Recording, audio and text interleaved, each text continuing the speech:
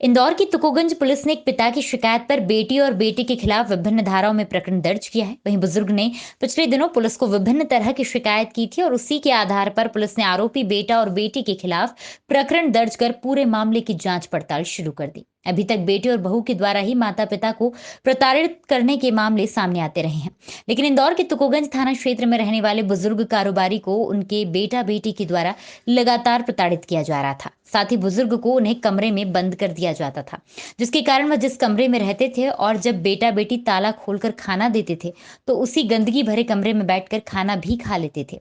अतः पिछले दिनों भी उन्होंने अपने बेटा बेटी की शिकायत पुलिस को की थी, लेकिन समझाइश देने के बाद वापस बेटा बेटी अपने पिता को घर ले गए। लेकिन इसके बाद लगातार बेटा बेटी वापस से बुजुर्ग को अलग अलग तरह की प्रताड़ना देने लगे और इन्हीं सब बातों से परेशान होकर उन्होंने पुलिस को शिकायत कर दी और इसके बाद पुलिस ने इस पूरे मामले में बुजुर्ग की शिकायत पर बेटा बेटी के खिलाफ विभिन्न धाराओं में प्रकरण दर्ज कर काफी बारीकी से जांच पड़ताल शुरू कर दी है।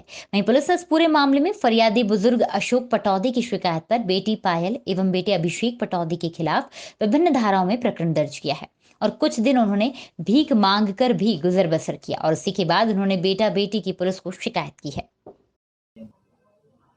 कल थाना तुकोगंज में प्रकरण पंजीबद्ध हुआ है, जिसमें तुकोगंज क्षेत्र में शुभम अपार्टमेंट में रहने वाले एक बुज़ुर्ग हैं। इनके पुत्र और पुत्री दोनों इनको परेशान करते हैं और घर से पिछले कुछ दिनों पहले घर से बाहर भी निकाल दिया है और इनकी दुकान जो है उस पर से भी इनको बाहर निकाल दिया गया है।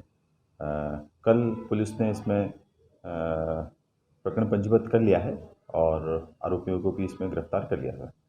हाँ, जैसा उन्होंने बताया है कि रात में इनको बंद कर दिया जाता था और घर से बाहर निकलने नहीं दिया जाता था और खाना वगैरह देने में भी परेशान किया जाता था।